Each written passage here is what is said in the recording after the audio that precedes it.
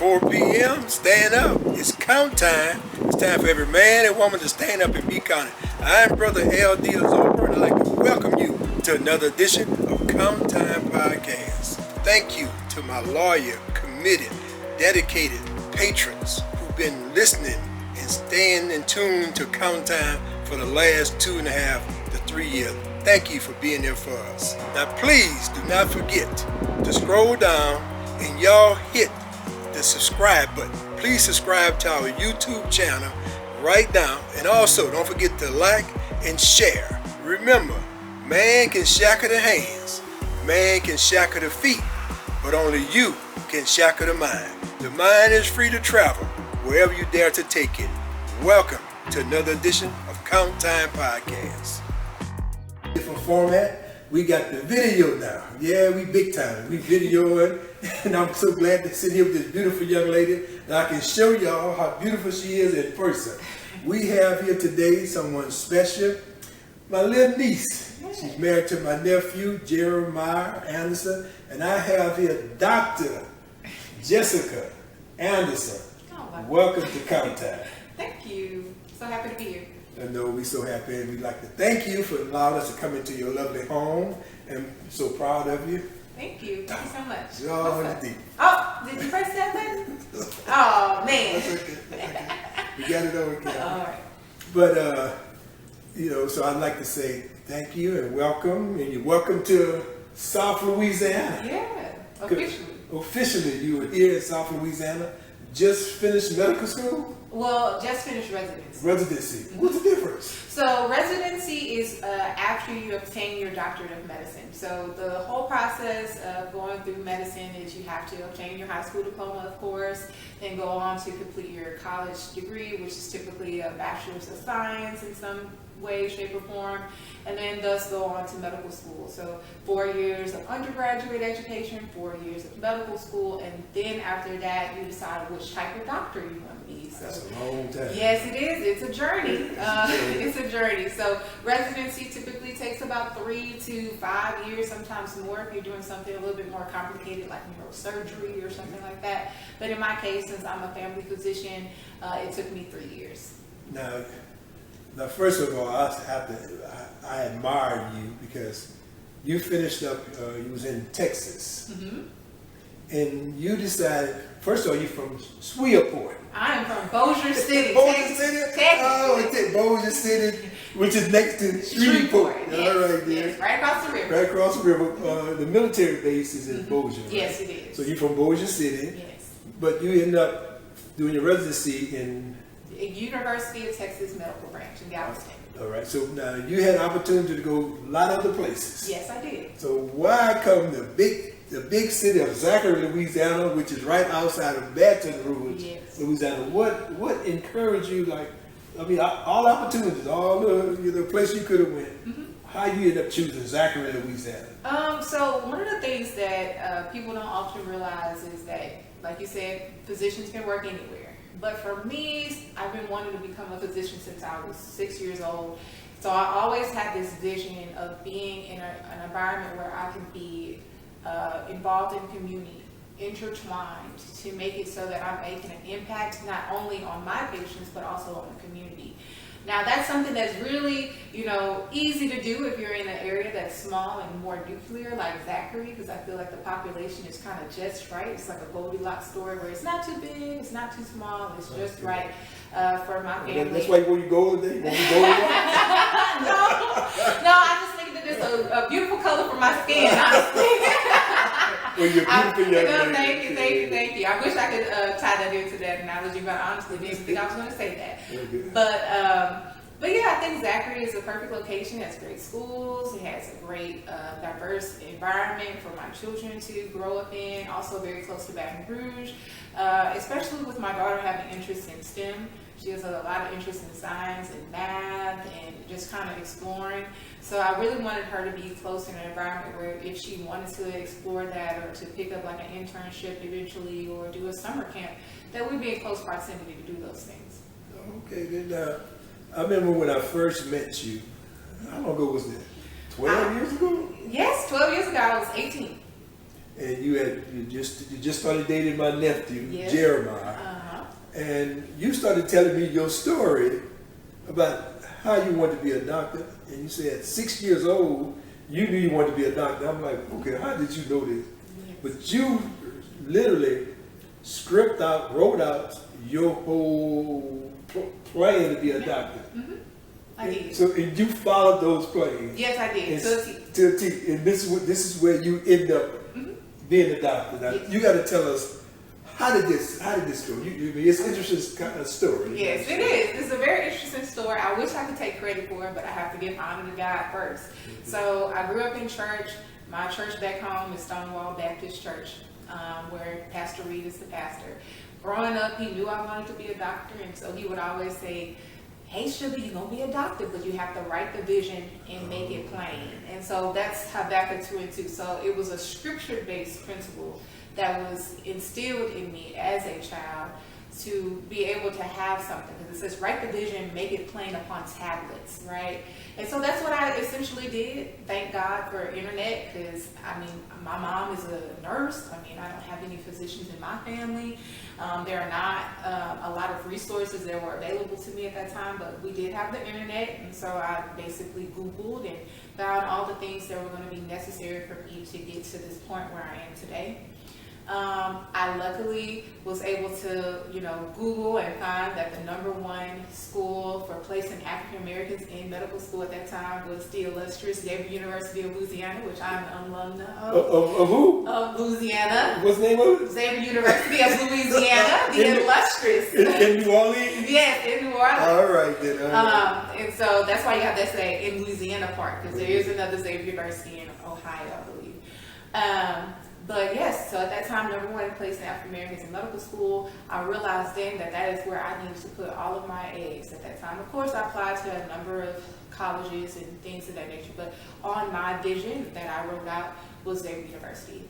I said, hold on. Now, how old were you when you wrote this? So I said I wanted to be a doctor at 6. I wrote out my plan when I was 10 years old, going into the 6th grade. And you Googled the university that you thought you would, and even at 10 years old, what made you think, well, I want to go to where people look like me, can represent me, people I can be a part of. That what most people like, they want to be a doctor, they want to go wherever they can go. Right. So you had a specific place. A specific place. I had a specific ranking that I wanted to have at that time. On my list that I wrote when I was 10, I wanted to be valedictorian of my high school class, which I was able to accomplish. Okay. I was valedictorian, one of the valedictorians of my class. Also on that list, it had a list of courses that I needed to take as a prerequisite to prepare me for college, so that I knew that when I went to college, I was going to be ready and prepared. I did not want to go into college with this idea of, okay, I graduated high school, now I'm here. No, I went to college with a plan, with a mission. And then at that time, I wrote down that I wanted to graduate with a certain particular GPA, and I wanted to graduate magna cum laude with honors in biology and chemistry. I did those things. I also wrote which medical school I wanted to go to. I wrote at that time that I wanted to go to LSU Shreveport for medical school. And that's where I went. At that time, I said I wanted to be a pediatric surgeon. I had no idea, the length of time that it was going to take me to do that. And over time, I realized that really was not going to be the thing that I was going to be passionate about. I'm really passionate about people, getting to know people, building relationships. And that's kind of what family physicians do. We are the people that you go to for almost everything. We're kind of like the gatekeepers of medicine is kind of how they talk about it in a lot of literature and just as a general analogy.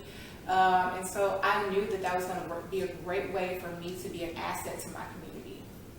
Where you truly are an asset, and a beautiful asset. Oh, thank you. So this plan started at 6 years old, but actually written at 10 years old. And you followed this plan to the T. To the T.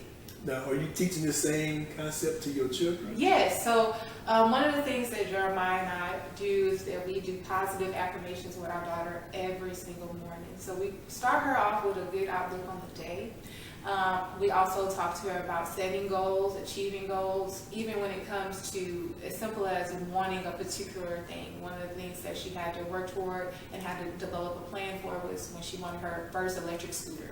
It wasn't something, of course we could have just given it to her, but she had to earn it. And she had to develop a strategy to get that. And so we're implementing it in smaller ways, not quite as lofty as, okay, what do you want to be when you get older? Let's write down your whole pathway to success. We're not really doing that because I don't want to put too much pressure on her at this time. But as she's expressed interest in certain things, then we've kind of built up ways for her to kind of see how she can get from step one to the final goal. Okay, so you just, why not use the same, but you had that attitude yourself. I did. You knew you wanted to be a doctor. Yes, no one pushed me to do this. Right. So I did it myself. Right? The minister just helped you to put it together to where a plan where you can follow that put you on a pathway to success. Yes, exactly. And a lot of times people thought, oh, your mom is pressuring you to do these things. No, it was actually me motivating myself. Within myself, I had that self-motivation of where I grew up in a single-parent household. I grew up in an area that is not the most luxurious and by many means. And so I knew that I wanted to fulfill my greatest aspirations and to fulfill all the things that I ever dreamed to do. And I knew that this was going to be a vehicle for me to obtain those things and to have a positive influence on my community. Now, what is your mom's name? So my mom, she's in Alexandria, Louisiana. She's retired from the military and from the VA. So she's basically just able to be a traveling caregiver is how I describe it. So she just kind of comes. Now, what's her name?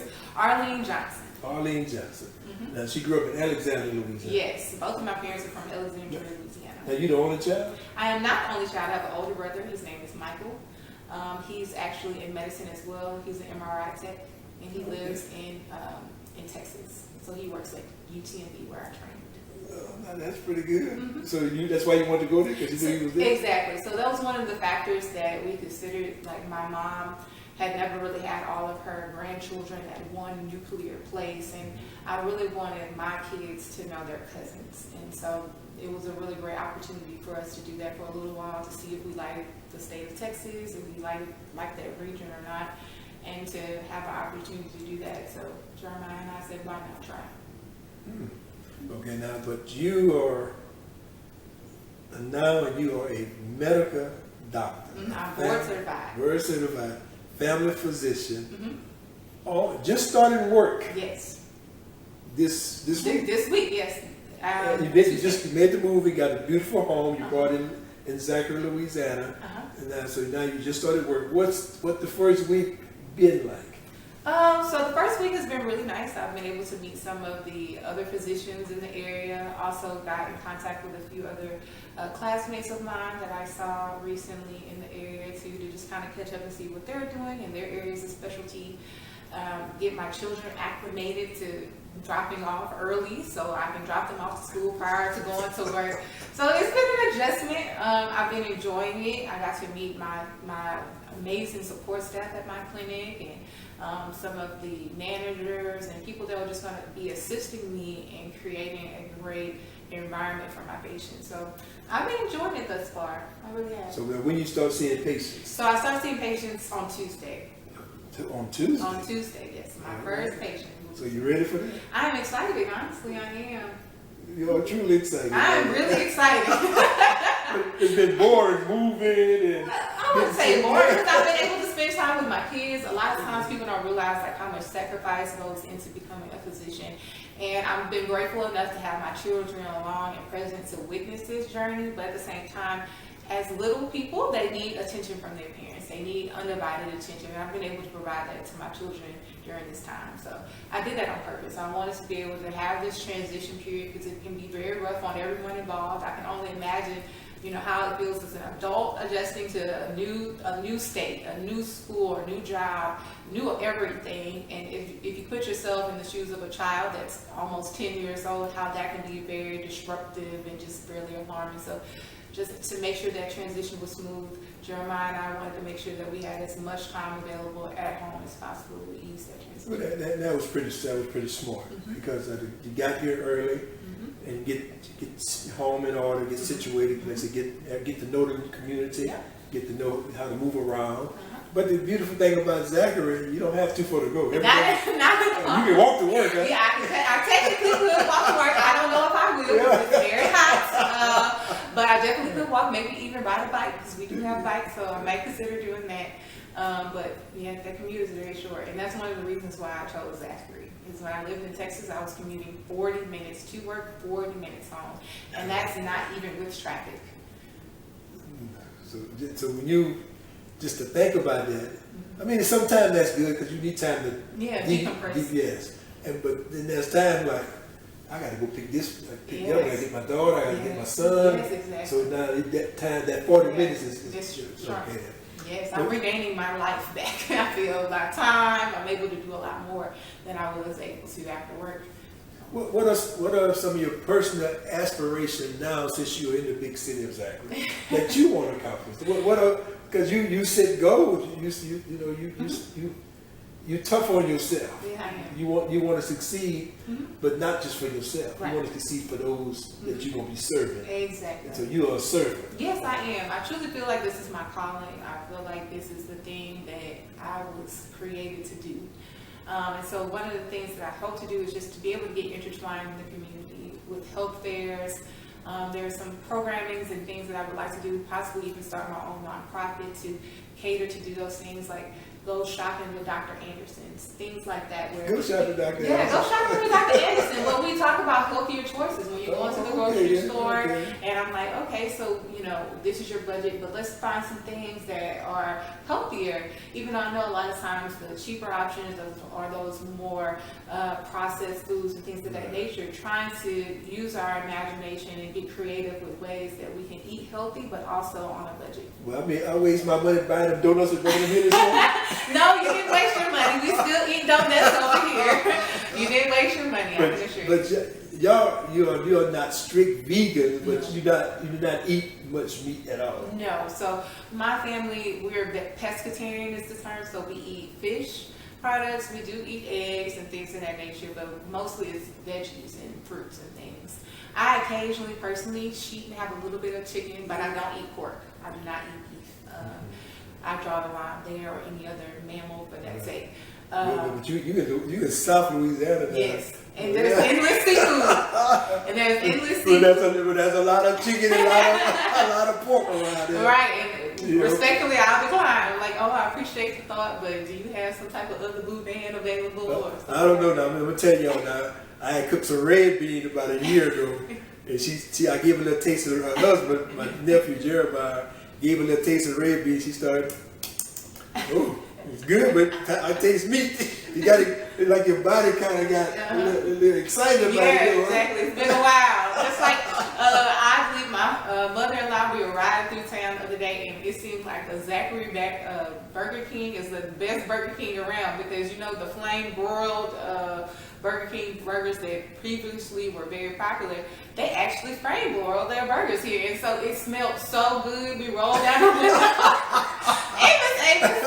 His sister was like, Jess, you smell that? And I was like, oh my gosh, I smell it. I don't eat that, but I want one, right? And so, because I grew up eating Whoppers. So Burger King had y'all. Yes.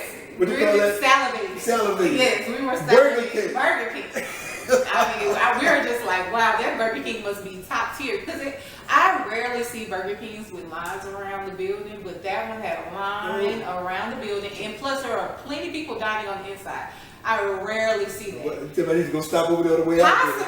Possibly. I'm telling you, during that lunchtime, I don't know what it is, but even overnight, like we drove over there around 7, 8 o'clock, and there were a lot of people out there at that Burger King. So I don't know if that's the Burger King, the flame broil smells good. Yeah, I mean, it smelled delicious. I was like, wow, they're really over there flaming those burgers. Well, y'all know if y'all want to make your doctor happy. Well, I won't eat it. I was very tempted to go They got chicken sandwich? Oh, no, thank you.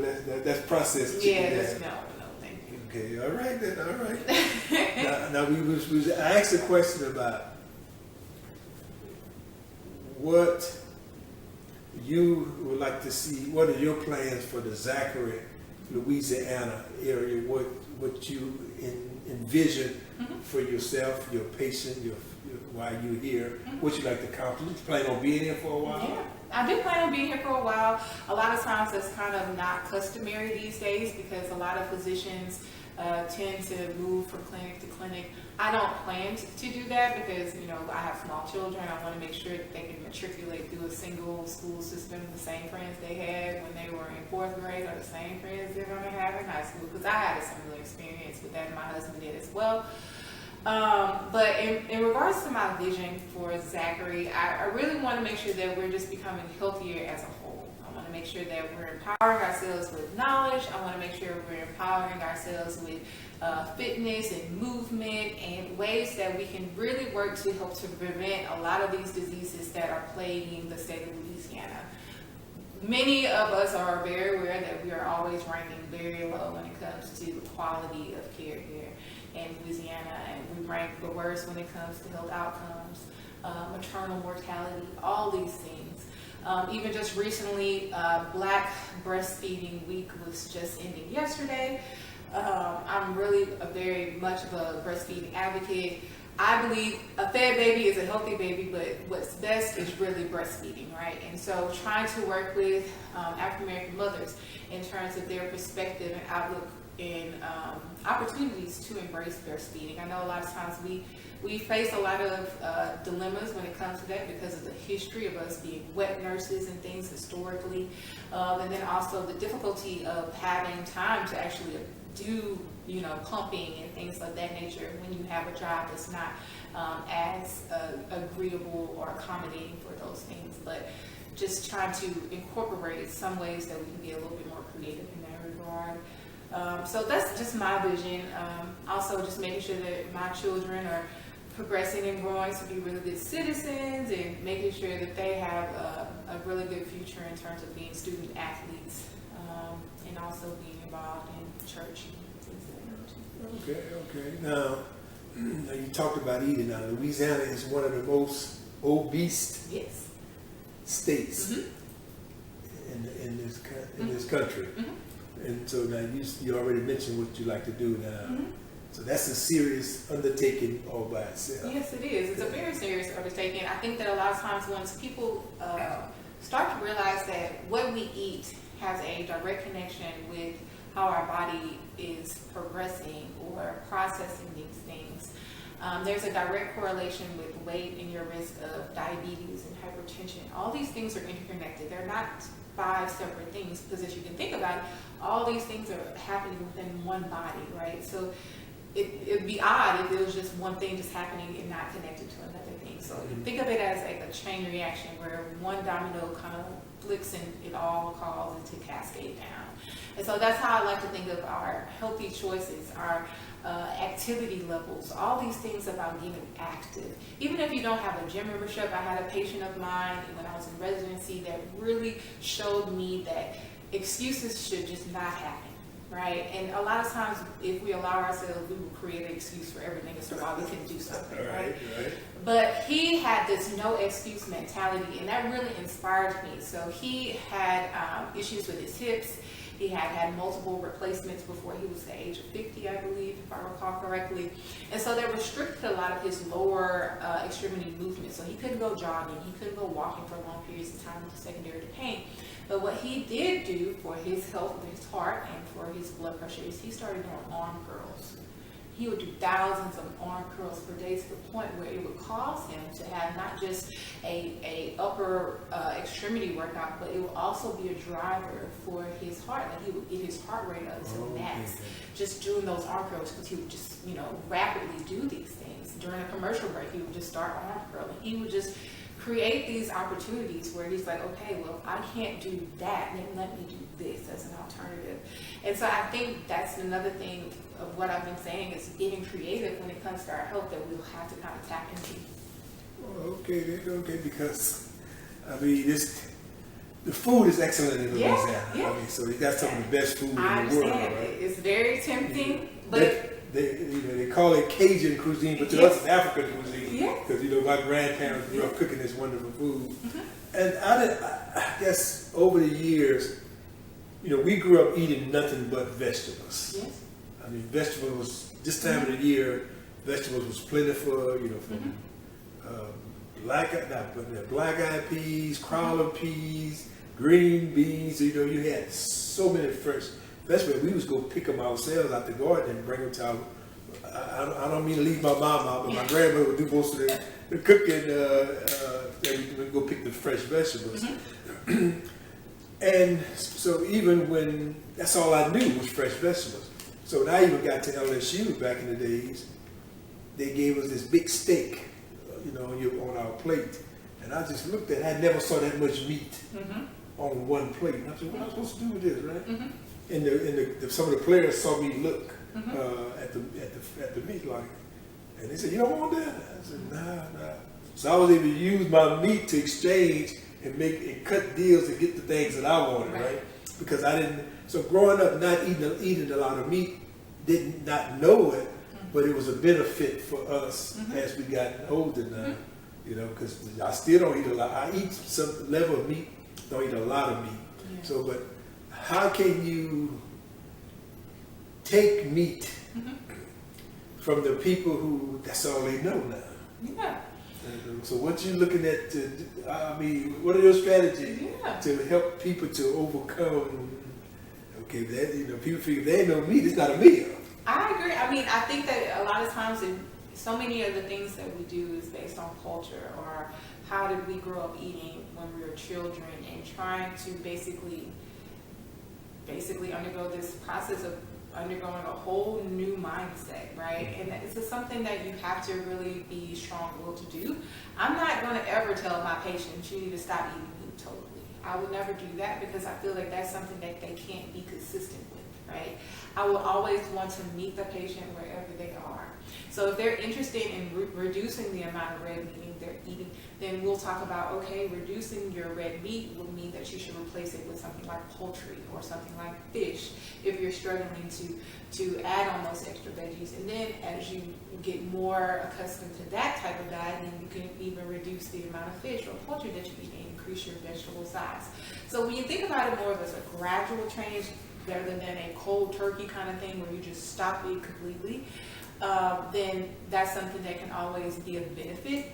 The other thing that I always like to encourage my patients to do is to consider anything is healthy in moderation, right? Okay. So you can even have issues if you eat too much vegetables, because there are so many vitamins in there, right? So you can overdose technically on vegetables. People don't realize that, but people can. Because if you do something in excess, then it could be too much for your system, chemically wise, right? So how I also like to propose it is just reducing your portions of that red meat can also be beneficial. It's a great place to start. So if you're used to eating steak 5 days out of the week, consider eating it 2 or 3 times, and then see how that makes you feel. See how your body responds to that adjustment. And sometimes people are amazed. So there are a variety of diets that we typically recommend, like the DASH diet, the Mediterranean diet, anti-inflammatory diets. But that word diet is like a bad word. Yeah. A lot of times, then also lifestyle change can also be a great way that you can change that number to something that's more of a positive connotation, but really it's more so of a behavioral change. And whenever you think about behavioral change, that is always one of the most hardest things that a person can do, whatever that behavior is, because it requires a conscious effort. And then we do a lot of things unconsciously. Like think about when you go to the movie theater and you get your large and bucket of popcorn and soda. Yeah. And the movie is just 2 hours, but most times, I don't know about other people, but me and my husband, when we go to the movies, that popcorn is gone within the first 30 minutes, right? Because you're unconsciously just eating and eating and eating. And so that's another thing that we try to encourage patients to do, and evidence actually shows that this benefits is not eating in front of the TV. When you're looking actively at your plate and you're actively engaging with the activity that you're doing at that time, you're able to pick up on cues that your body is sending you. Are you full? Are you not full? Are you overeating? Are you not eating enough? You're able to tune in more versus if you're eating in front of that TV, then you're just going to keep eating. Yeah. Oh, wait till the next commercial break.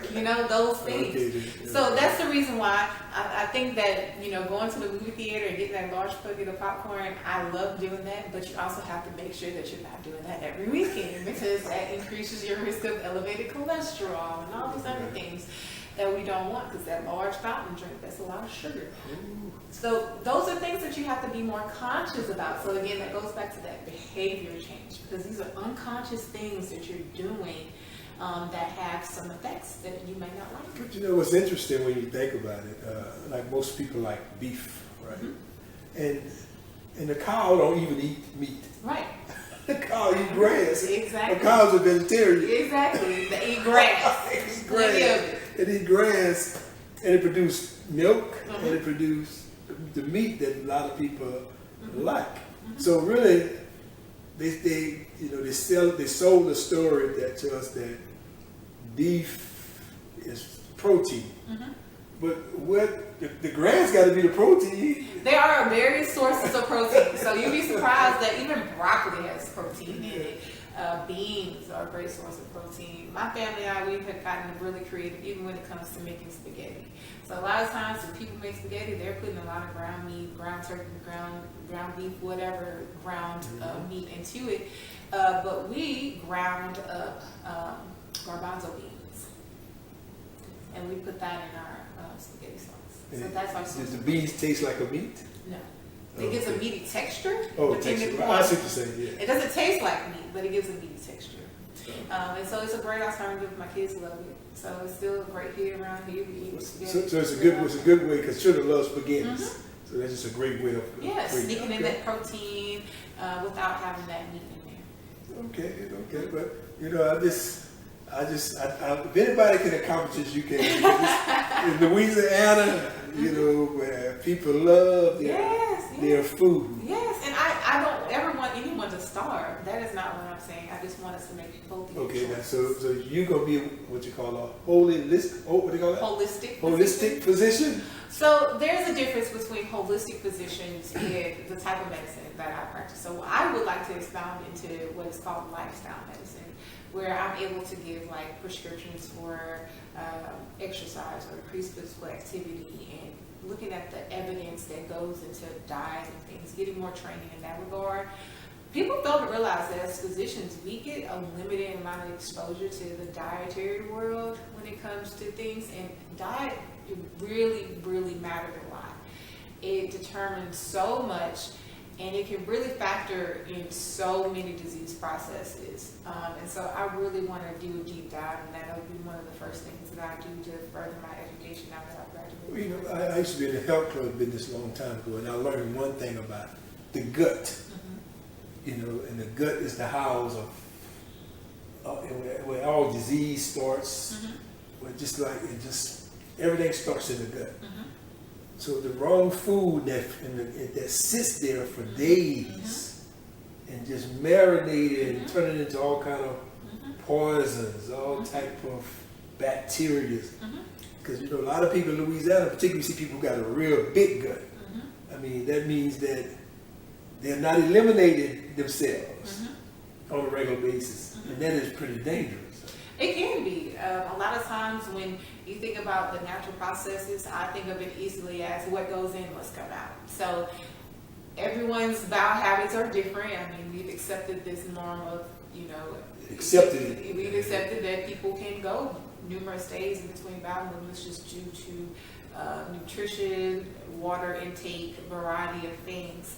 But one of the main things that we have to consider is what we're ingesting. Our body naturally has a microbiome, meaning that you naturally have good bacteria that live in a variety of places, on your skin, in your gut, all over your body.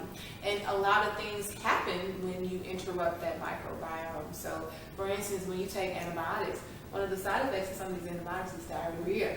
And it's not because, oh my goodness, you ate something bad. No, it's really wiping out that bacteria that is healthy in your gut and causing some issues there.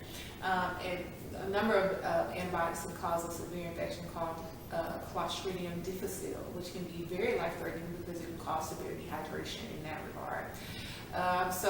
And can cause overgrowth of the bad bacteria that you just shouldn't have in excess in your system. So when you bring up these things about the gut and bacteria, yes, you should ideally want to be within balance, but like I said, everyone has their own individual microbiome. Yeah. So even for my husband, even though we live in the same home, due to his genetics and my genetics, our microbiomes are going to be a little different. Right. Mm-hmm. But if a person, like I speak particular females, right, who say they go to eliminate to the bathroom once every 3 days, sometimes 4 days, like, how's that possible? Because I mean, if you eating 3 and then Louisiana 4 meals a day, and ain't counting snacks, and you only going to eliminate once every 3 to 4 days, that's an imbalance already. Yeah, it is, and that's something that a lot of times that can clue us into some disease processes. Even diabetes can be a process that it's an inflammatory disease just at baseline when we think about just the basics of diabetes. But one of the things that it can do is can cause delayed emptying of your stomach. It can cause delayed movement of things throughout your digestive system in general. And so that can kind of clue us into earlier stages of that. Or other disruptive GI disorders. So it's a variety of things that can play a role into that, but diet being mainly one of those things that we can kind of correct. Again, water intake. A lot of times people are not drinking enough water to make sure that your colon is adequately getting enough lubricant to keep things pushing that way. The water intake is just as important. Water intake is very, very important in terms of being consistent and regular when it comes to. Because your body is what percent water? Water. Honestly, I can't even tell you that off the top of my head. Probably almost 70%. I believe it's 70 to 80%. Yeah, 70 to 80%. But yes, it is majority water. So I mean, you got to keep it. Yes, hydrated, keep things moving. I think some of the things that people fail to realize is that even though you are when you're thirsty, sometimes too, people think that they're hungry and they miscommunicate those cues from your brain. And so what happens is people who are thirsty, they eat instead, and so you're still having this water deficit. And so what I challenge people to do too is that whenever they're hungry and they just shortly before 8, try drinking a glass of water and seeing how you feel, because water can be very, very filling as well. And it'll also cool your body and brain and reset it to see, was I just thirsty or was I hungry? But then people run into Louisiana again, they like to drink a lot of sugar water, which is nothing but sodas. Yes. So, and unfortunately, and you have these people, what they call it, desert, people that don't have supermarkets. Food deserts. And that's mainly in the African community, and that where you don't have grocery stores, so they eat at the local store. You got these fountain drink machines right there, and so that is water for them, which is really unhealthy. Yes. Because it's nothing but sugar water. Exactly.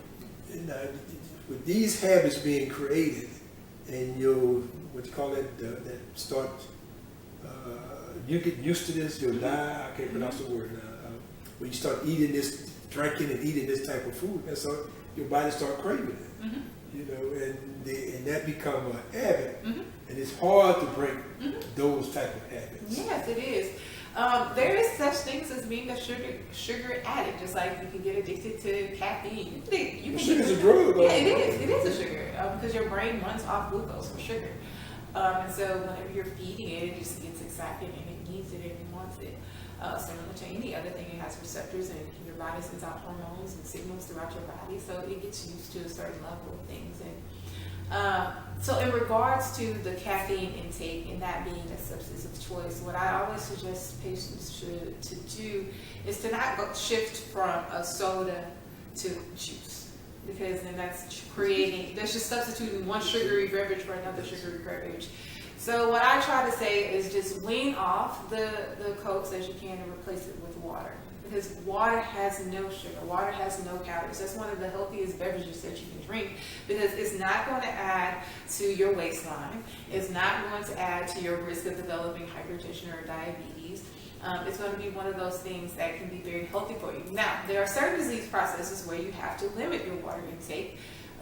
Those tend to be something like end-stage renal disease and heart failure and things of that nature. So if you have those diagnoses, then you have to kind of be aware of how much water you're drinking. But otherwise, I strongly suggest that if you're struggling with carbonated beverage intake, that you consider replacing it with water.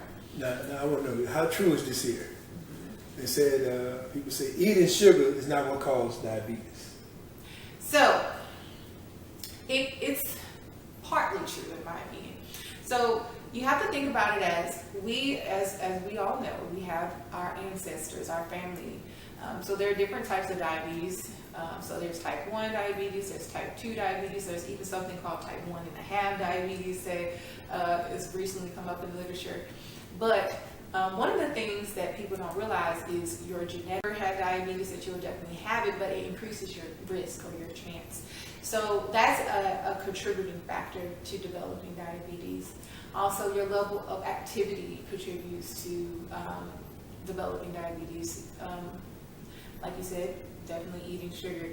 It can be a really big proponent for developing diabetes.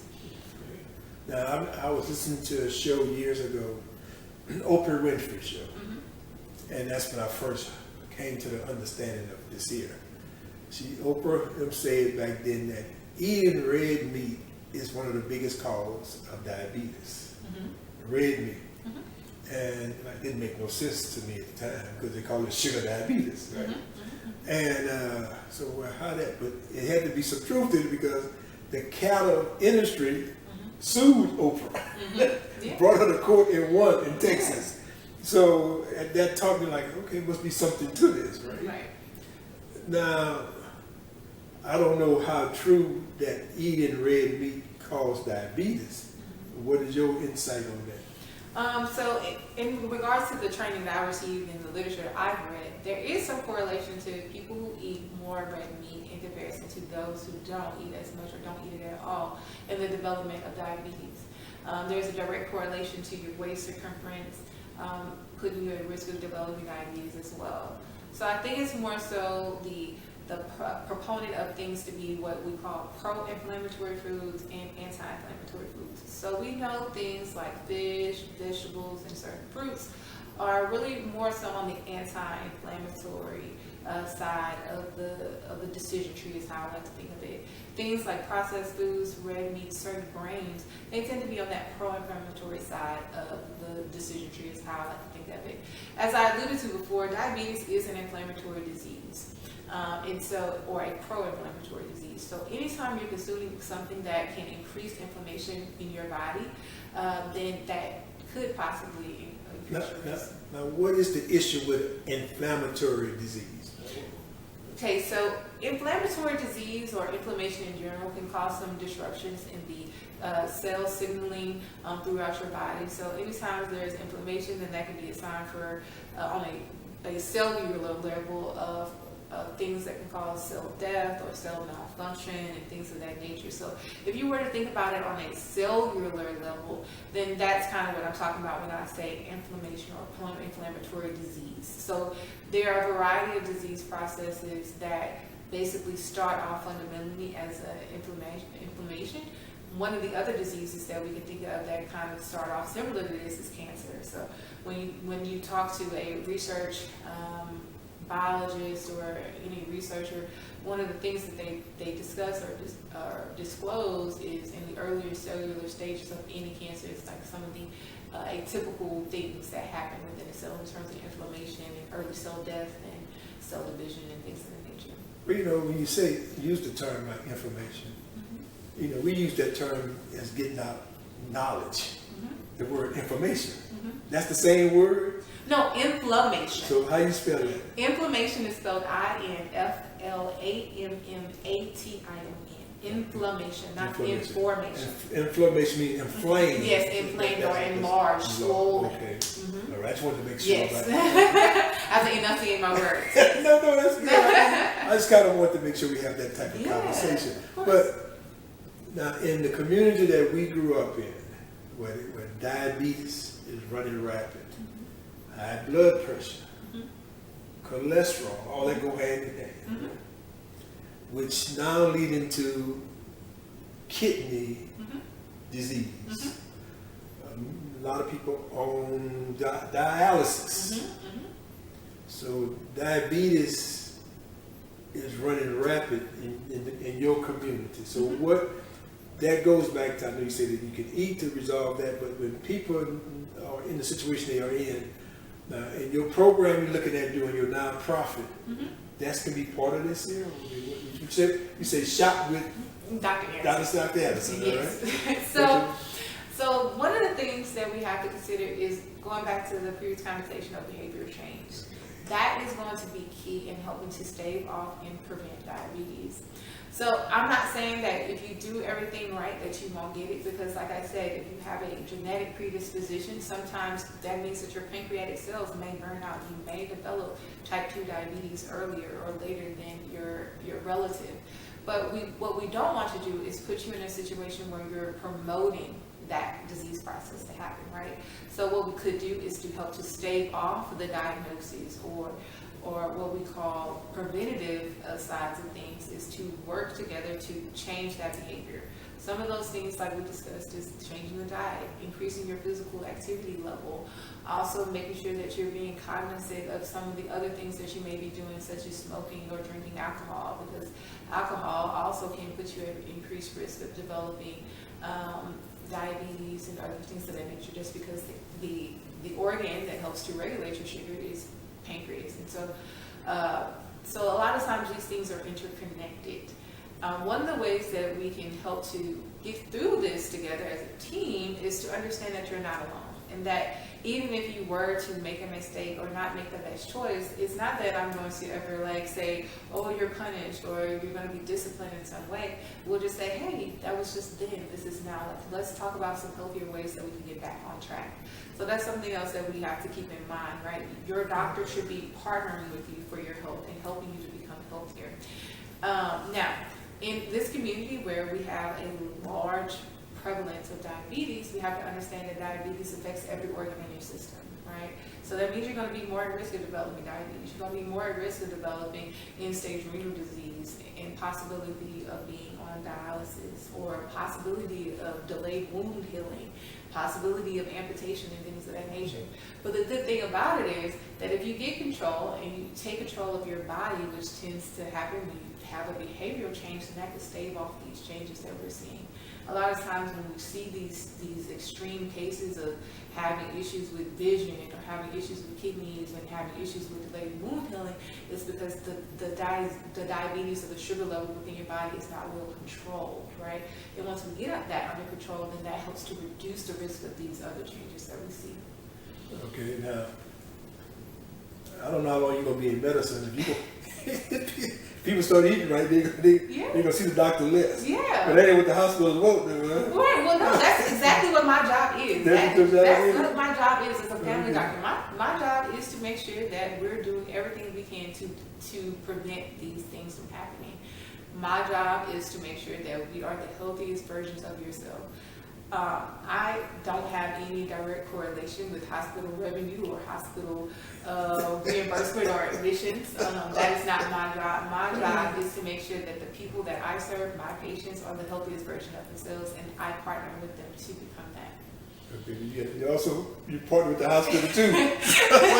I am, but so whom you gonna serve? The people. Okay, because that's what people always say. Why every time I go see a doctor, they give me a prescription? Why do I need medicine for everything?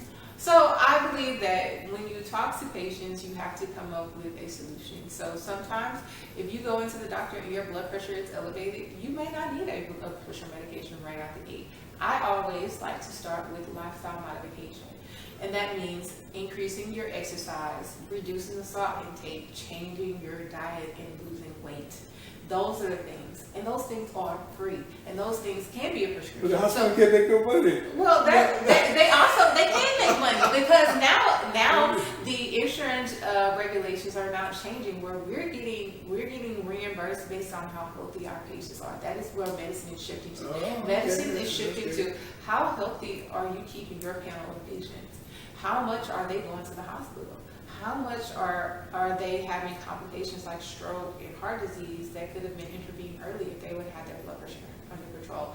We are incentivized to get patients within well-targeted blood pressures. We're incentivized to make sure that our patients are coming in to get A1Cs checked and all these things. So I hear what you're saying, but at the same time, it's only partly true from my perspective, and what I know is that the healthier my patients, the better it is for me as a physician, and the better it is for my patients. Because that's where we're going toward. We're going more toward preventative sides of things. That sounds great, Dr. That sounds great. I mean, and we hope that it comes that way. So, but the key thing you saying now is you can help yourself by just healthy choices, healthy eating, and don't just what they call it, grab and take, think, and before you eat that. And I mean, we would love to see that. Yes, it is possible. I've seen it with my own eyes with my own patients. So you've already accomplished it. Yes, I've already accomplished this with a number of my patients. So you had a level of success. Yes, I had a level of success. I mean, out of 30 patients, what's the percentage? So I would say out of 30 patients, most of my patients have saw or seen an improvement in their diabetes or in their blood pressure. Without a lot of medication? Without a lot of medication. I am one of those doctors that I don't like to prescribe if I don't have to. The pharmaceutical company going to hit you too? Well, I'm not here to create enemies. You got to make friends. I am creating friends, but I don't want to do that at the expense of a life. When you think about it, these are the things that we can do to help to prevent that, because when you think about it, everything we do has a consequence, right? If you ingest a pill of any sort, we have what we call the targeted effect, right? That is what we ideally want for that blood pressure to do. But there are risks of side effects. Regardless if they're minor or major, there still is an effect that could happen that is beside the targeted effect of that medication, right? But in my mind, there are some side effects to medication. You may have a little bit of soreness and some aches, but overall, that's doing your body good, right? Because before there were cars, people walked all the time. People had exercise all the time, right? We are built to do these things. Our bodies are not built to handle a lot of the weight that we're putting our bodies under. And as a consequence, we're seeing an increase in knee replacement needs and all these other things that are surgically that makes money. Right, it does. But at the same time, if you talk to the surgeon these days, if you are in a position where you are overweight, then they won't do a certain procedure on you because they want you to lose weight first. Because they also are grading on outcomes, right? They don't want to do a surgical procedure and you're diabetic and your diabetes is not in control because you're not going to heal well. All these things are interconnected, right? Because at the end of the day, we don't want to do something to your body and not have a good outcome on the other side.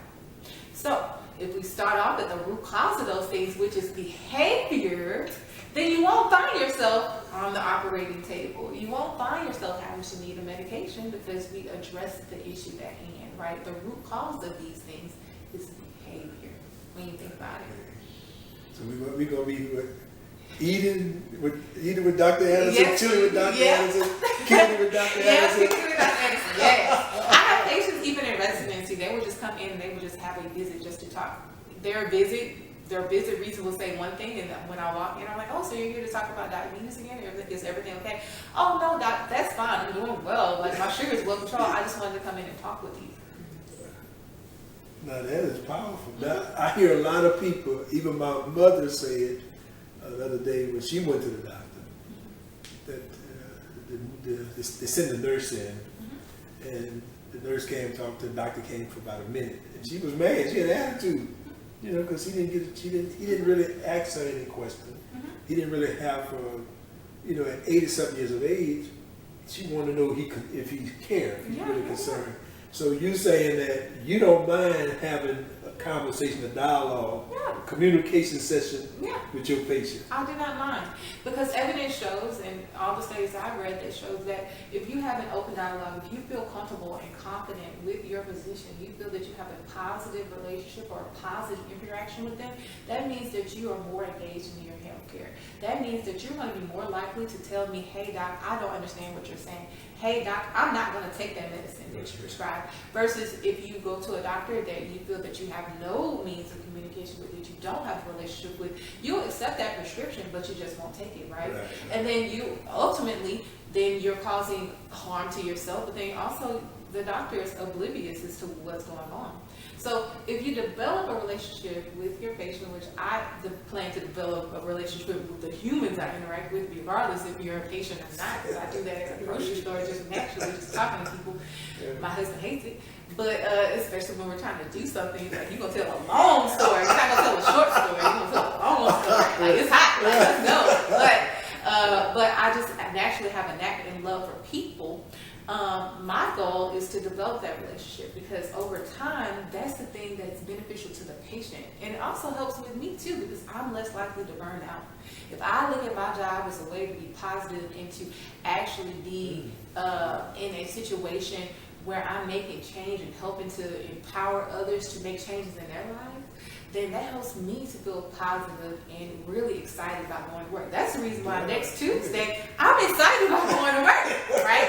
People tend to dread going to work. I tend to like going to work because it means that I'm making an impact on people's lives in a positive way, which motivates me to keep going back. If I didn't love this, then I would do it. Well, you've been planning for it. How long have you been? I mean, it's been, if I tell you, then I'm giving away my age, right? You're still young. You can tell your age. It's not a big deal. Yeah. But, it does something to me to hear the enthusiasm, the excitement, the sincerity as you speak about making a difference, having an impact, and truly being a servant. Yes. And being one who want to make a difference. Yeah. I just don't know how that will go. If it ain't making money. Yeah, I mean, of course, that's the thing too. That's the thing. I'm developing relationships and people are excited to see me and they're excited about the change in their life. Do you think they're not going to come back and see me? That's true. That's a good point. Do you think that they're not going to come back in and they're not going to be the healthiest version of themselves? Like I said, the medicine world is now shifting to how healthy your panel of patients are, right? It's going to get to a point where physicians may get deemed if their patients are not getting to those targets of where they should be, right? They're not going to get hospitals reimbursed the same amount that they were being reimbursed before, just for having a large volume of patients. So I'm not only incentivized to make sure that this is healthy from that standpoint, but it helps to make sure that my career is long and successful, right? Because I don't want to be in a position where I can't go anywhere because, man, my patients just don't even listen to me. They don't even consider what I'm saying, right? And I think that's also a component of medicine that we have to consider, is that the buy-in part. Like, you want to go see someone that you feel comfortable with, that you feel confident with, that you feel is not going to harm you, right? And I'm doing my job. I'm handling my little square. I don't know what people are doing outside of the square of my family medicine practice. I can only control what's going on within it. So even with new medications that are out there, like semaglutide and or Wegovy or Ozempic is how people know it for weight loss, I educate my patients on the pros and the cons, right? So I'm not just going to write them a prescription and say, yeah, this is great for weight loss. I'm going to say, hey, just to let you know, yes, it has a target of helping you lose 10% of your body weight, but it also can possibly cause some risk depending upon your body. We don't know how this drug is going to affect your system, right? So that's where I come in. Yeah, I'll be willing to write that prescription for you, but I'm also going to educate you on some of the risks that comes along with that prescription, like nausea, vomiting, constipation. Yeah, most people they don't tell you what to do. Exactly. They don't give you and I feel that I'm not being a good doctor if I don't tell you those risks. Now, I'm at the age where I saw where the doctors used to control the healthcare business. Mm-hmm. Now it's the HMOs. Mm-hmm. So most doctors now work for HMO, mm-hmm. which is a major conglomerate company. Mm-hmm. And their purpose now, the HMOs want you to see so many patients per hour. They got a number, whether it's 5, 10, I don't know what that number might be. So you say you can accomplish what you want to accomplish and still see the number of patients that is required for you to maintain your job. Yes. I did it in residency and I wasn't even getting paid as nearly as much as attendings get paid, just to let people know. Like when I was in residency, I was still Dr. Jessica Anderson, but I was in training, right? And so you get a fraction of what you will pay once you're graduating and you're board certified. So I was still able to accomplish those 20-minute visits and still have patients come back and see me. The comments and the response and feedback that I would get from patients time and time again was that they felt heard. They felt listened to. They felt that they were collaborating in their care with me and that I wasn't shoving anything on them, but that they were in charge of their bodies. And that is exactly what I want my patients to feel. I want my patients to feel heard. I want my patients to feel empowered. I want my patients to feel that this is their body. This is their choice. I'm never going to make them do anything. Now, there's very few occasions where I feel that there's a life or death situation where I'm saying, you must go to the hospital or you must do these things because this is life threatening. But otherwise, this is going to be a shared decision. Whenever you're ready, I'm here. Same thing with cigarette smoking and things of that nature. I've had so much success in residency with helping others to and behaviors that they have, such as smoking, by just being readily available whenever they were ready.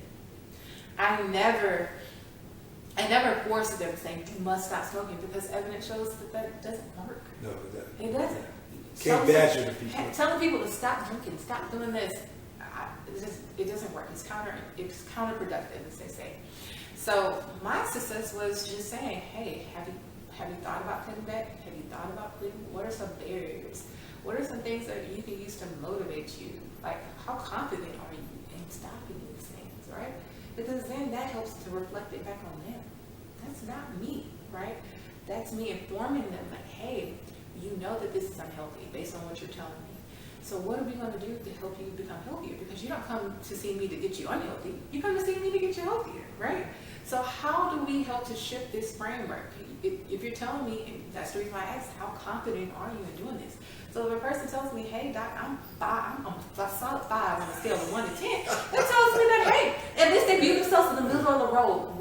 And I ask them, what are some things that I could do to help you to get from a 5 to a 10? Right? Is that me telling them what they are going to do and how they're going to do it? No, that's them reflecting on themselves to see how can I get from this point to that point and look at the end game. So you're a great communicator too. Apparently I am. You're going to accept that, you know? Apparently I am. I'm going to accept that. A lot of times people ask me if I'm a counselor or not, but I don't view myself as a counselor. I view myself as a person that is actively trying to help to make people better. Because since 6 years old, this was something that you wanted to do. Yes. So why not now you there? So now you want to be the best at what you do. Yes. So you got a whole nother mindset. Yes, and that's the thing that I had to talk to my husband about previously. Driving to work one day, I was trying to figure out why I felt like, I was getting to that end point of residency where everyone was excited, and I was at that point of choosing where I was going to go next. And I realized that I didn't feel that I impacted a community. That is something that was missing from the residency. Because in residency, I helped thousands of patients. So the UCNB hospital is literally a great place to receive care. So I had patients coming from Beaumont to see me. I had patients coming from Houston, on the other side of Houston, come see Tom Hall. Various areas to come to see me all the way in Galveston. That was rewarding, but I didn't have that sense of community that I was helping, right?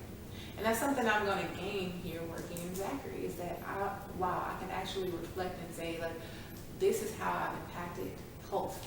These are the people I've been helping to encourage and to empower. I can see them walking down the street.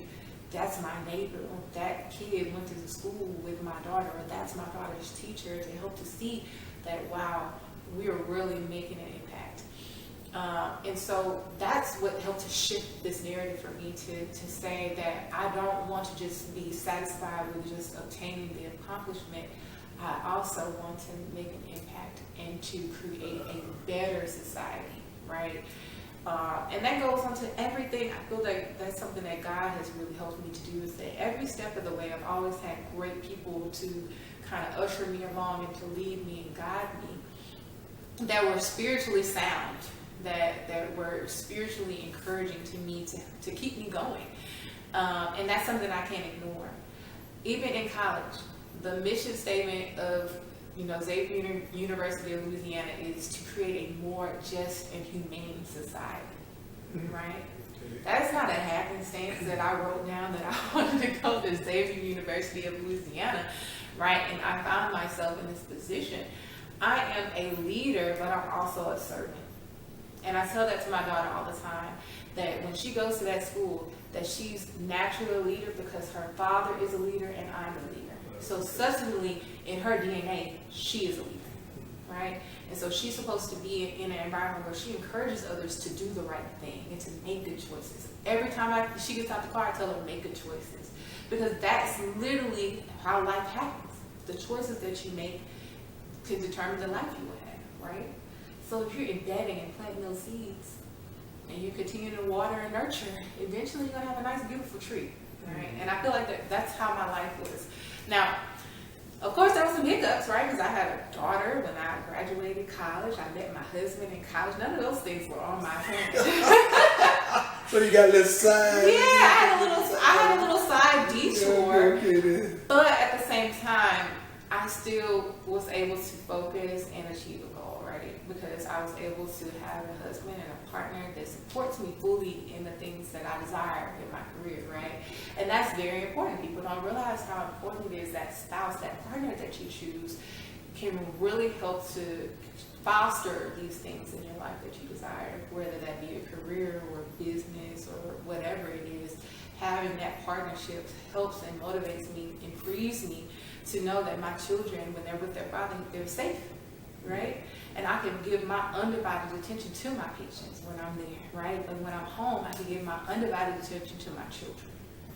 And so having that work-life balance, and sometimes it feels more like a juggle than a balance, but it's still something I'm able to accomplish by having that right partner, the right side co-pilot, however you want to call it, right by my side. And that's how I view my husband. There's no power grading here. We are both able to be like, hey, what do you need? What do I need? And then we're able to communicate to accomplish that. And I hope people are able to see that through our relationship. Yeah, I like that.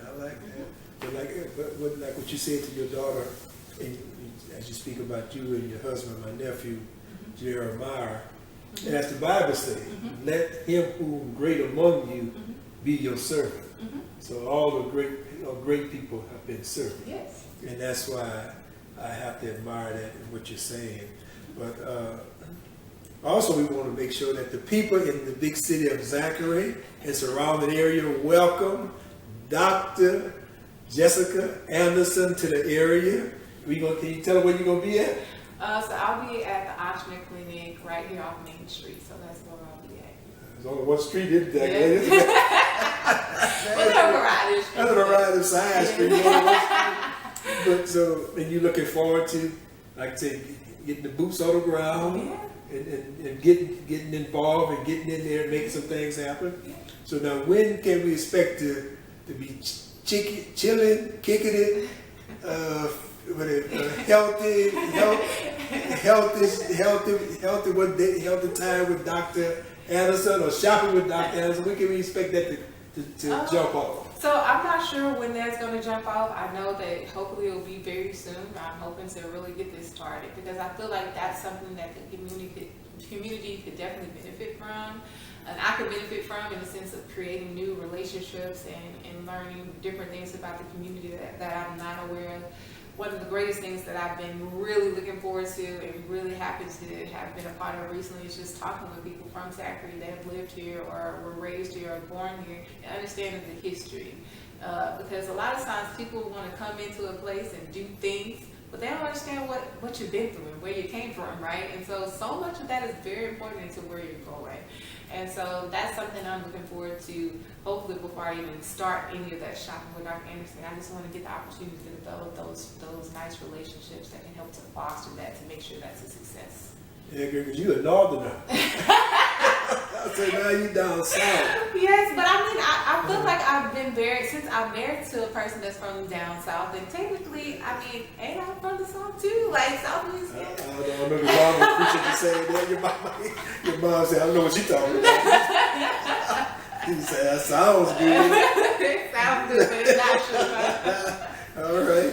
But I just want to, have anything else you want to comment, statement you want to make? 'Cause, I mean, you did such an awesome job. Thank you. And we'd like to once again welcome you to the big city of Zachary, which I live outside in the Baton Rouge area. Mm-hmm. And I appreciate that you took the time to share your story, your life, your history with Count Time. That means a lot to us. And it's just so welcoming and heartfelt to hear.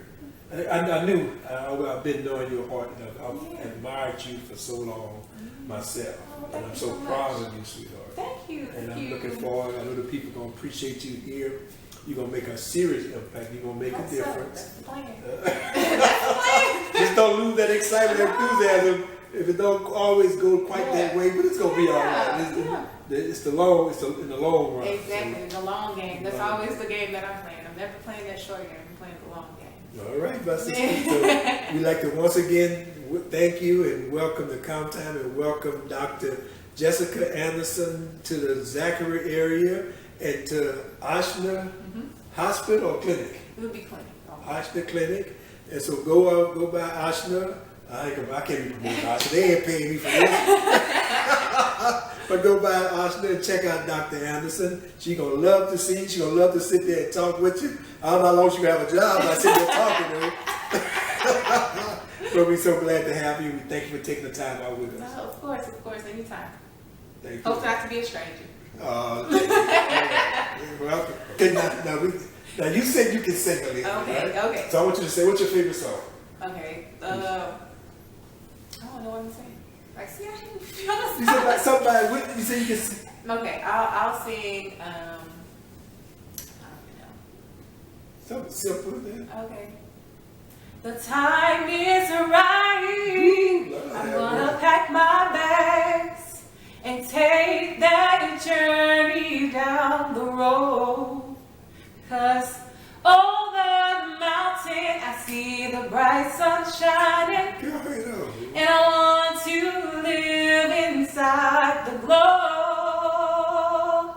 Hey, I wanna go to a place where I am nothing and everything that exists between here and nowhere.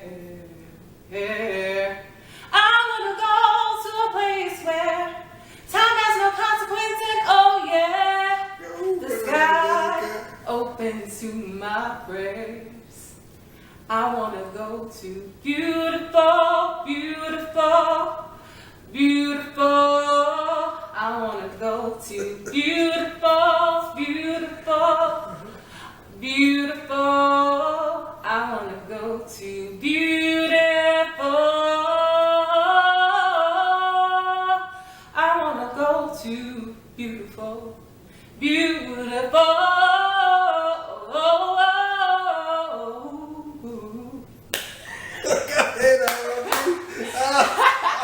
What you thought I was gonna say?